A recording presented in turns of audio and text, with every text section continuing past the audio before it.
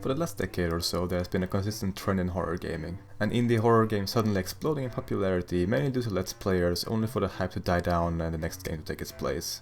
These games are generally quite shitty, but they make for good Let's Play fodder, which in turn makes for good advertisement. As the horror elitist I am, I usually give these games a quick glance and then ignore them completely. An exception to this rule, however, was Bendy and the Ink Machine. This one caught my interest. Like most people, I was pulled in by the art style, and the idea of a cartoon character as a horror villain was an intriguing one with a lot of potential. Unfortunately though, it ended up sorely disappointing me. But at the very least, it's a disappointment that's interesting to study. With so much promise, so much work going into it, and so many poor decisions made, it at least warrants a closer look. So let's go through it chapter by chapter and figure out what went wrong.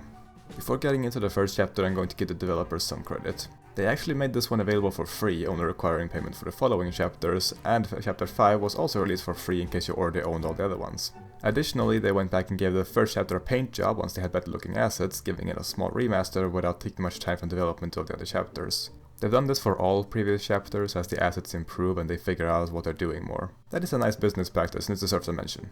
However, because of this, it's possible that I criticize something that's been fixed by an update without me knowing. But if so, my criticism still stands by virtue of the game being that way for quite a while. It merely dampens the severity of it, since at least the developers eventually got around to addressing it. I've tried to update my knowledge of all the changes in preparation for this video, but there's always the risk that something slipped through the cracks. But now, onto the chapter itself. To give you an idea of what kind of gamer I am, it took me about 10 minutes just to leave the initial hallway. Not because I was too scared to go on or something silly like that, but because I wanted to spend some time waddling around to feel out the controls and stare really close at the walls. I have a thing for details and I like to pick apart a game to figure out how it all works, and being an amateur game developer myself, I have a decent grasp of what to look for as well. Especially with a game like this, as it's developed in Unity, which is what I use. I spent a good long while staring at the door frame and pulling at the handle, trying to figure out how the subtle wobbling of my character's field of vision affected the crosshair. One thing I quickly noticed is that when you move your character and then stop moving him, he doesn't immediately come to a halt. This was a problem I've had before, and it's fixed by changing get access to get access raw in a piece of code looking something like this. Of course, maybe they wanted it this way. Apparently it's smoother, but personally it always irked me and I prefer the more responsive and snappy alternative. Why am I telling you this? Because I'm a fucking nerd and I want to take advantage of a rare opportunity to flaunt it somewhat. Then there is of course the art style. And it's pretty, it gets the job done, managing to rather nicely resemble a three-dimensional version of the style of old cartoons. I was disappointed however to find a lot of reused assets. When you have an art style where everything is crooked and distinct looking, it stands out a lot more that each share and shelf looks exactly like every other share and shelf. It would have helped significantly to have several versions of the more common assets, if even just two to alternate between. You could also mirror them to double the amount in a slightly cheatsy way. It would have added some much needed variety, because as is, the art style loses its novelty much faster when you feel like you've seen it all after the first couple of rooms. Once I was finally done being a weirdo walking in circles and staring down doors, I moved on to actually play the game. And well, it's a good thing it's free because it's approximately 10 minutes of content. The whole chapter is a basic fetch quest where you have to find some randomly placed out items to start up the ink machine, and that's it. The only quote-unquote scary part is a couple of scripted jump scares that happen as you walk around fetching things. But to be fair, some of these are kind of charming. At one point a cardboard cutout of Bendy moves to stand in your way while you're not looking. That's hardly even a jump scare, it's just something that you don't expect and it's kinda creepy. Then there's an almost cute one where a cutout pops out around the corner. There's not even any loud sound effect or anything, it's just, well, cute. It's also nice how it's left ambiguous as to whether or not somebody's moving them or they are in fact alive. At this point I was starting to like the game. But then this happened. This didn't ruin the game for me or anything, but it was the first disappointment of many. That monster is not a cartoon, it's just an ordinary, predictable, three-dimensional monster that sort of resembles a cartoon. I would much rather have Bendy be a disembodied entity that interacts with the physical world through the cutouts, or just a straight up two-dimensional image or something along those lines. One thing I found so appealing about the idea of this game is that I didn't know what to expect. I didn't know what I was gonna be afraid of, but after this part all that uncertainty vanished because I knew exactly what to expect. An ordinary monster that obeys ordinary laws of physics and tries to hunt you down while you run or hide. But more on that later. Other than Monster Bendy saying hi, the building begins to fill up with ink as panicky music plays telling you to run. One thing though, you have no reason to run. Bendy doesn't actually come after you and the ink doesn't rise, you're in no actual danger. Which makes it a bit harder to take seriously, especially if you get lost and you're treated to the awkward match of intense music and you're aimless wading through black goop. After this you fall through a trapdoor and after a bit more walking, chapter 2 begins. As far as first impressions go, BATIM had already elevated itself above all its predecessors as far as I was concerned. Sure, it only had to exceed the low standards of the likes of Slender and FNAF, but it was at least a start. There was the letdown that the monster wasn't actually a cartoon, but there was still promise. And so we move on to the next chapter. This one takes a rather strange turn, as it centers around a dude who worships Bendy as a god. We don't even know yet where this damn thing came from or what it is, and there's already a cult devoted to it. Shouldn't we focus a bit more on the titular machine first? I feel like the game doesn't know in what order to reveal information to us. But oh well, maybe the cultist will provide some exposition on Bendy. I know that mystery is a vital component of horror and revealing too much will take away from the fear, but I'd like some answers. But no, the chapter only gives us more questions. What are these ink guys? What's really up with the cutouts? Where are the other employees? Why is the cultist being a cultist? It would be one thing if the game eventually got around to explaining all of this, but spoiler alert, it doesn't. I'll try to save most of my frustration in that regard until chapter 5, but one issue I have with BATIM is that it keeps throwing stuff at you without bothering to tell you much about what it is or why you should care. It's hard to be invested when it feels like you're going with a flow that you have no control over or understanding of. But this doesn't get real bad until chapter 3, so I'll set this aside for the time being. You now have a way to die in the game. This doesn't have much consequence unfortunately, since it just restarts you at a checkpoint and the enemies are laughable. Really they're more of an annoyance than anything, which isn't the sort of response you want your monsters to invoke in a horror game. I think I'd rather just not have them there at all. They don't add much, and what they do add is a sense of comfort by showing you that you can fight back against the baddies and win. Sure, you can't fight Bendy, but ironically you barely ever are in a position where he's a threat to you. Most of the monsters you'll encounter throughout the remaining chapters are slow, weak and perfectly killable, which is not scary. If threats in a game can be dispatched with relative ease or even moderate difficulty, it will make the player feel empowered. That is not at all what you want. You want them to feel powerless and perceive the threats as, well, threatening. And this game does a horrible job in that regard. Again, the best part of the chapter is the cutouts. Now that you have a weapon you can destroy them, but as soon as you look away they reassemble. You also get yet another genuinely clever jump scare. Your first reaction is, oh shit, a moving cutout, but then you realize, oh, there's just some weirdo carrying it, until finally you conclude with, oh shit, there's some weirdo carrying it, who the fuck is that? Lastly, there's a room where they move back and forth depending on where you are, gradually increasing in numbers. That's also kinda creepy. Really, the game would be spookier with no enemies at all, only these things. But that's not the case. Instead, after completing another simple puzzle, you're abducted by the cultist Sammy, whose name I don't even know why I bother mentioning, because only moments later he gets his dumbass whipped by Bendy and is never seen again. Chapter ends with you escaping and encountering this. So, small complaint here, that animation looks stupid. When we get to chapter 3 we see that it's just his default walking animation, when really they should have given him a unique animation for this cutscene. The context implies that he would be cautiously stepping out into view, but instead he just casually waltzes out like this. It's just awkward. It wouldn't have taken that much extra time and resources to give him a custom animation, and it would have made the ending a lot less silly looking. They actually updated this, but all they did was change his old walking animation to his new walking animation, so it looks smoother but no less contextually unfitting. Overall, this chapter is a turn for the weird. Not necessarily for the worse, just it goes in a strange direction. I don't have much else to say. I find chapter 2 to be the least remarkable one. Chapter 3, however, oh boy, chapter 3 is something else. This chapter starts out with you hanging out with Boris, who wants you to make him dinner. Why? I really don't know. Seems like an odd thing to demand from a stranger in these circumstances. Wouldn't the priority be getting out of this place? I'm genuinely asking, by the way. I have no clue about the motivation of either of these characters. I assume Henry wants to leave, but he never says so even when explicitly asked. And Boris doesn't really say anything at all, so his only known character trait as far as I can tell is that he likes turning random strangers into his slaves. Which, I mean, that's kinda cool, if only it was developed further. I'd rather this chapter be about Boris building a harem than what it's actually about. So what is it actually about? Well, this bitch was teased in the last chapter.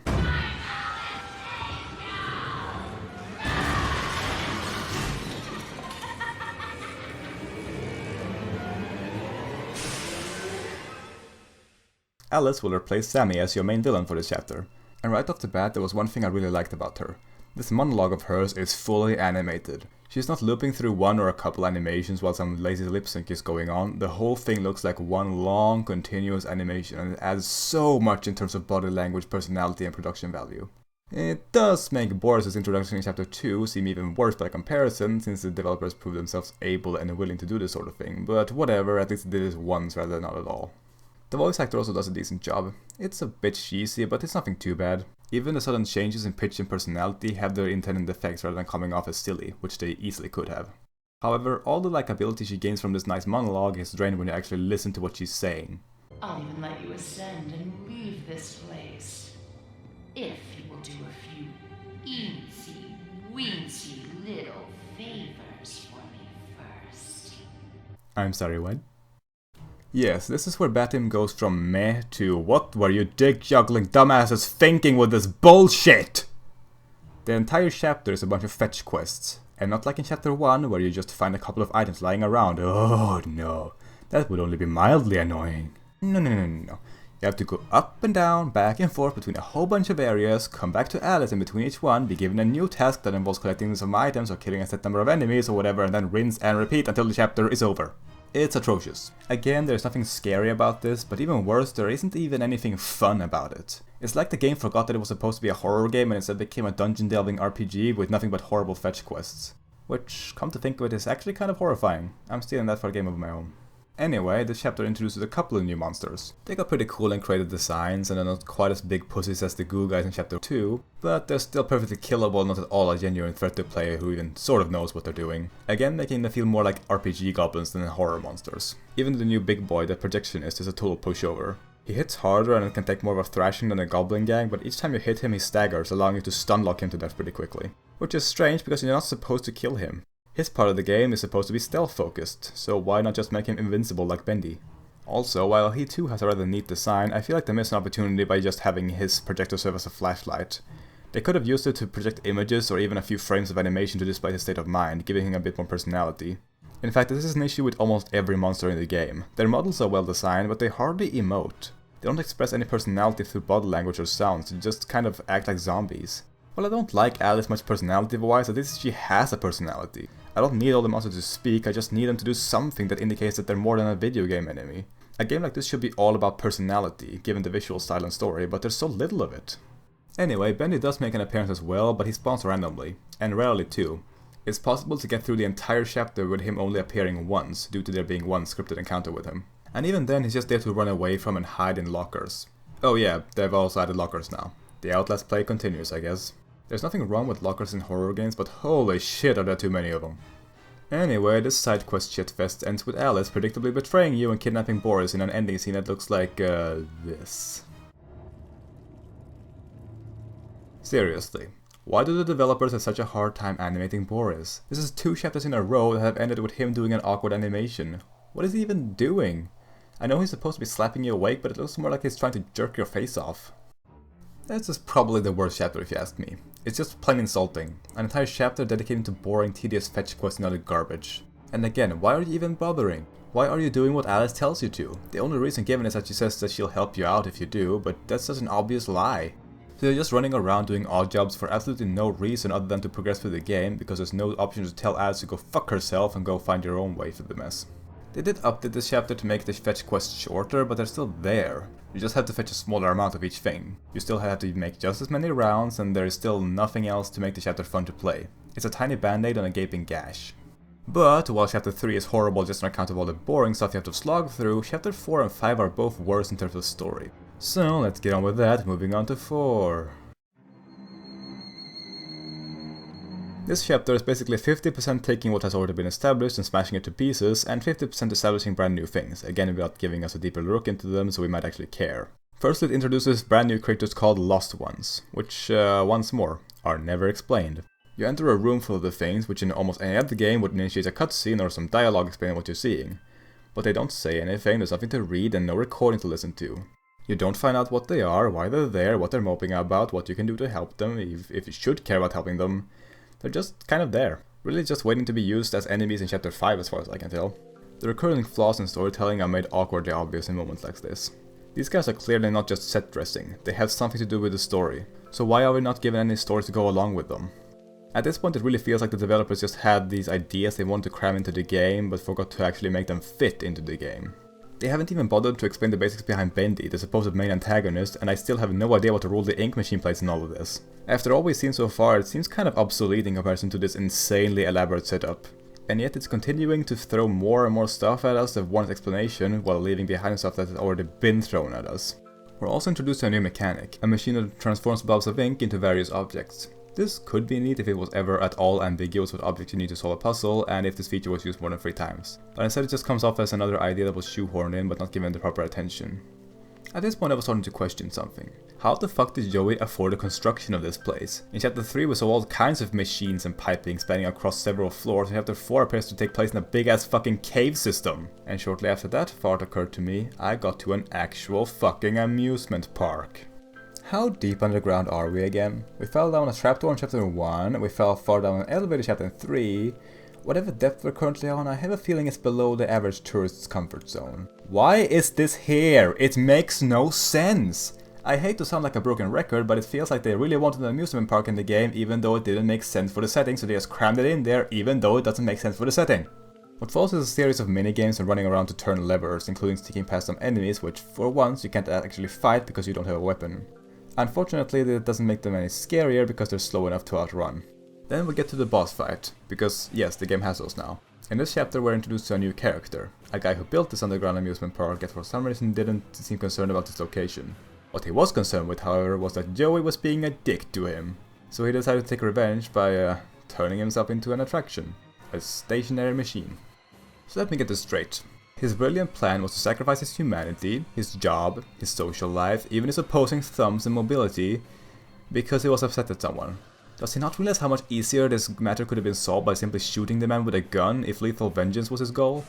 So after presumably waiting years and years and having plenty of time to regret his abyssally horrible decision, it's finally his time to shine. And boy, he must have been mighty disappointed to realize that he had made one minor oversight. He can't reach you. You can walk around the room without any risk of getting hit, and the only reason to approach is to get close enough to hit him, and you have to kill him to move on. But seriously, from a narrative standpoint, this is the most incompetent villain in the game by far.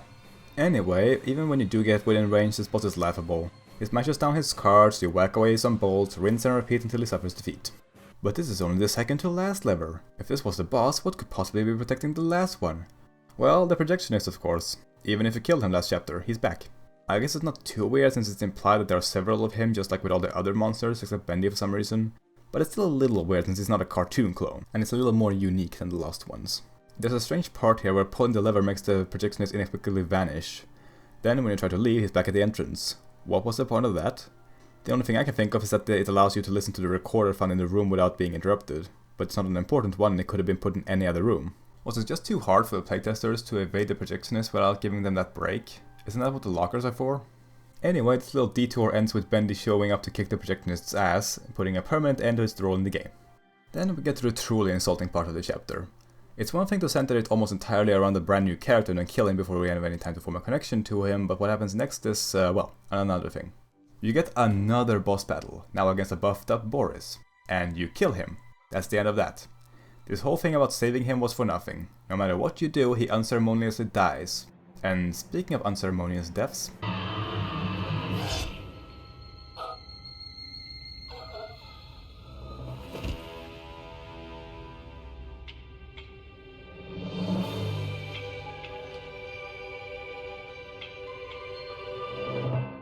So now, not only is your supposed buddy dead without much of a closure, but the secondary antagonist is dead with absolutely no closure. 2 arcs ended at once. And for what? These 2 new assholes? The only good thing I have to say about this part is that it's a perfect metaphor for a beloved property getting an edgy reboot. Not that Boris or Alice had much character to them, but they had been around for longer. If you keep killing off characters and introducing new ones, you reset the player's investment over and over. We're only gonna get 1 chapter where these guys play a role, so we simply won't have enough time to get to know them that well. The game should have introduced all the important characters early on and stuck with them so we can actually form a connection to them and understand them better. But the game keeps abandoning both characters and story elements. Still no mention of the ink machine, still no more info on Bendy, still nothing of interest about Joey Drew, and 2 main characters just died. Why am I supposed to care about the story? Nothing stays consistent and I'm not told enough about anything to even feel bad when it's gone. An example that might come to people's minds is Game of Thrones. Characters die left and right there. But they tend to stick around for a while before they die, sometimes several seasons. So we have time to get to know them, learn their personalities and motivations and grow attached to them. Then when they die it has an emotional impact and they still serve their purpose to the story. Usually the death itself has a story reason to occur as well. And there are also elements beyond the characters to care about, like the conflict between the factions, which are more consistent than the lives of the characters. In this game, things arrive and depart faster than we can form a bond, and we're given very little interesting exposition about the story. I still don't know what the ink machine is, why Joey Drew is bringing cartoons to life, why Henry is here, how these huge fucking facilities exist, or what their purpose is. There's just so many fucking questions. A game like Amnesia maintains a lot of mystery throughout the game, but we still know the basics and learn more later on. There's a dude named Alexander who's playing around with some forbidden orbs, and you, the player, helped him out before realizing that he's evil, and now you have to stop him. That's enough for a premise. Then you just need to gradually fill out the details until you've told the player enough, and still leave some things unexplained to maintain a healthy air of mystery and room for player theories. Man, I really can't hold the stuff in until chapter 5. Speaking of which, that's where we are going now. The final chapter. Maybe now everything will become clear. Sure, 4 chapters of jack shit is still pretty irredeemable, but maybe we're at least given something to work with. So the chapter starts off with you being imprisoned by New Alice and New Boris. Yes, I know they have names of their own, but that's all they are to me. During this time we get to know these two. New Alice acts and sounds like a generic, boring as fuck action movie lady, and the new Boris is a jerk. So, honestly a downgrade in both regards. At least old Alice was sorta fun as a character, and at least old Boris didn't inexplicably hate you. You're then given a magic seeing tool for no reason. And I really mean no reason. Your character mentions to New Alice that New Boris is being a dick, and as a total non sequitur she shows you the tool and gives it to you. It doesn't play much of a role other than as an Easter egg detector, so I won't really mention it much. Your captors then decide to ditch you, leaving you to escape on your own. After which you get to an obnoxious part where you have to ride a boat and clean the paddle wheel every few seconds, and if you don't, you die. I know there's a new monster in this part, but it really is nothing more than a timer with a graphic attached to it, punishing you for taking too long. When that piece of frustration is over, you reach a little village and Sammy makes a return. And just like Boris and Alice, he shows up just to get killed, leaving you unsatisfied with his would-be arc. Then your captors show up again, and now new Boris suddenly likes you! Wow, I'm so glad he got over that well-established history of holding a grudge against you for about 10 minutes. The last ones then attack in swarms, fulfilling their purpose as cannon fodder and concluding their underplayed and mostly pointless role in the story. Also, this still isn't scary. I haven't mentioned it in a while, so I'll just do it again. The game has completely forgotten that it's supposed to be horror, but that should have been obvious sometime around chapter 3 or 4. You then proceed with your new buddies, only to immediately be separated from them because the developers really didn't want to program AI companions for you. So you advance on your own to the final puzzle involving that ink transformer I badly mentioned. This is yet another boring part where you have to sneak around and avoiding the goblin gang, collecting bulbs of ink and creating pipes to fix the piping. Or you could just run through it all since they're still not any faster. However, this is also where my favorite part of the entire chapter takes place. Namely, the way this guy says perk. But you know what this company's missing?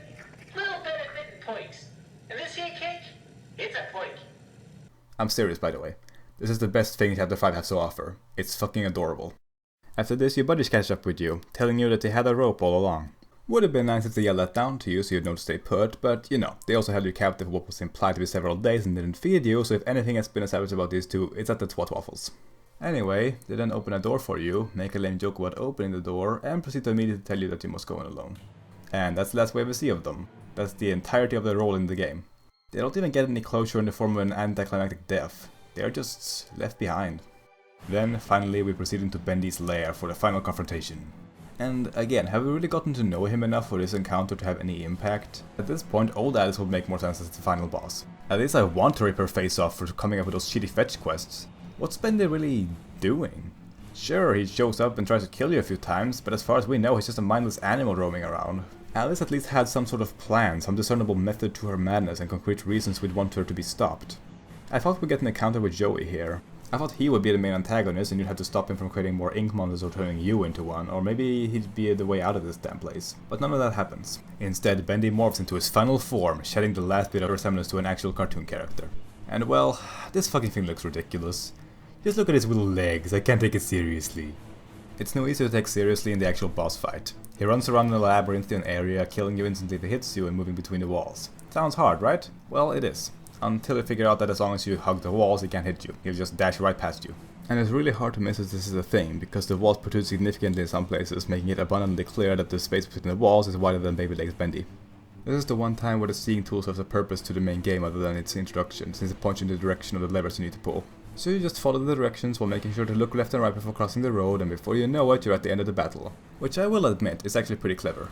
You play the ending screen of Bendy's cartoon, ending him as well. I really like this particular idea. Cartoon characters can't be killed, so how do you stop them? Well, you simply play the credits. They can't outlive the runtime of their own cartoon. Now if only Bendy had behaved like a cartoon character at any point, and if not every other monster had been killable through regular means, this would have been even more clever. And then, just like Bendy, the game just sort of ends. We get a brief bit which is seemingly a flashback, and then we're back at the beginning of the game. And that's it. That is Bendy and the Ink Machine. So many unanswered questions, so many unfinished arcs, so many loose threads, and the game has the audacity to just end. This game ends up failing at pretty much every level. The horror is almost non-existent, the gameplay is cheap and monotonous, the story is all over the place and nowhere, and it all wraps up in a total anticlimax leaving the players blue-balled. I will give it some credit though. It's visually pretty, with a decent art style and some well-crafted models. The music is also good, and there are quite a few tracks for an indie game. On a technical level, this is an impressive accomplishment for such a small team, but overall it falls short in the categories where it matters most, at least to me. Pretty sights and sounds is not enough to impress me. I think I explained quite thoroughly what I find to be missing from the game, but there's one thing I have yet to fully address, and that is the lost potential of this concept. The idea of a horror game where the monster is a cartoon character is actually excellent. They're immortal, they don't adhere to our laws of physics, and they don't take pain and death seriously, making them a lethal threat to a human even when they're not truly malicious. The game's first and possibly biggest mistake was to not take advantage of this. Bendy is ultimately not much scarier than any other generic horror monsters. He's predictable, he's beholden to our laws of reality, he's comprehensible. I would much rather be stuck in a building with him than with, say, Bugs Bunny. The developers really should have watched Who Framed Roger Rabbit. That film demonstrates how to properly make cartoon characters scary. Toon killed his brother. What? Huh? Dropped the piano on his head. In the end, Bendy and the Ink Machine is nothing more than a very meh game with an inkling of horror tossed in there, as well as an interesting art style. It's built entirely around the gimmick that it doesn't even take advantage of as much as it could. Which is sad, because I would have loved to see this game be what it could have been. If they had made the monsters actual cartoons, improved upon the story, and put more emphasis on horror, this could have been a spectacular game. Instead, it's just a big disappointment. And now that I've spent a good long while bloviating about my thoughts, all that's left is for you to do the same. Do you agree with my take? If not, tell me why I'm wrong or try to sway me. If you do, but I didn't bring up something that bothered you, let me know as well. Really, whatever you have to say in response to this, I want to hear. Or well, read. So put all that shit in the comments and I'll respond if it's respondable. If you like what you saw here, subscribe at your own risk. My channel is in a fickle place right now, because my mind is as well, so the kind of quality and content I put up fluctuates greatly. But if you're down for some scatterbrain nonsense every once in a while, I'm happy to have you. I just don't want to scare away any potential future subscribers before I get my channel back on track. Anyway, no matter what you decide to do, I for one am ending this video now. Bye.